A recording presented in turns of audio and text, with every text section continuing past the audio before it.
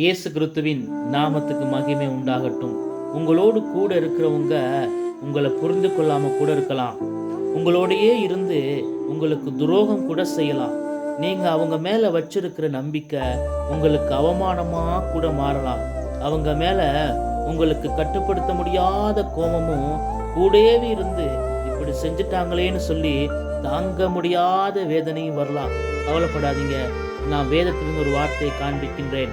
எசாயா 41வது அதிகாரம் 12வது வசனம் சொல்லுகிறது, உன்னோடே போராடினவர்களை தேடியும் காணாதிருப்பாய். உன்னோடு யுத்தம் பண்ணினவர் மனுஷர் ஒன்றும் இல்லாமல் இல் பொருளாவார்கள் என்று சொல்லி. உங்களோடு மனுஷர்கள் போராடுறாங்களா? பரவாயில்லை, போராடட்டும். உங்களோடு யுத்தம் பண்றாங்களா? பரவாயில்லை, யுத்தம் பண்ணட்டும். உங்களோடு போராடினவங்களோடு போராடவும், உங்களோடு யுத்தம் பண்ணவும் ஆண்டவர் இயேசு ஆயத்தமாயிருக்கிறார். நீங்க நல்லவங்கன்னு சொல்லி யாருக்கும் நிரூபிக்க வேண்டிய அவசியம் கிடையாது. ஏன்னு சொன்னா, நீங்க நல்லவங்கன்னு சொல்லி உங்களை நல்லவரா நிரூபிக்க ஆண்டவர் இயேசு உங்க கூடவே இருக்கிறார். ஆமென். God bless you.